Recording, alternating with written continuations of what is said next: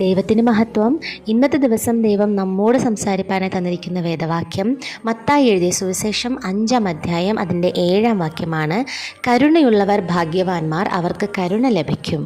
ദൈവമക്കളെ, ആരെയാണ് ഭാഗ്യവാന്മാർ എന്ന് പറയുന്നത്? കരുണയുള്ളവരെയാണ്. അപ്പോൾ നമ്മളൊക്കെ കരുണയുള്ളവരായിട്ടാണോ ഈ ലോകത്തിൽ ജീവിച്ചുകൊണ്ടിരിക്കുന്നത്? നമ്മളെ തന്നെ ഒന്ന് സെൽഫായിട്ട് ക്വസ്റ്റ്യൻ ചെയ്യേണ്ട ഒരു വചനമാണ് കേട്ടോ.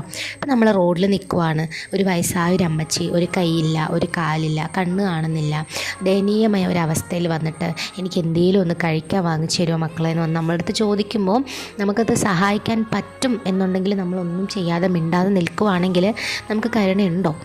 നമ്മൾ പുറത്ത് മാത്രമല്ല, വീടിനുള്ളിലും നമ്മുടെ അച്ഛനോട്, അമ്മയോട്, സഹോദരങ്ങളോടൊക്കെ നമുക്ക് കരുണയുണ്ടോ? കരുണയുണ്ടെങ്കിൽ നിങ്ങളെല്ലാവരും ഭാഗ്യവാന്മാരാണ്. കരുണയില്ലെങ്കിൽ ഡൗട്ടാണ് കേട്ടോ. സോ ഇനി മുതൽ, ഇത്രയും ദിവസം എങ്ങനെയായിരുന്നോ, ഇനി മുതൽ അത് മാറ്റാനായിട്ട് ശ്രമിക്കുക.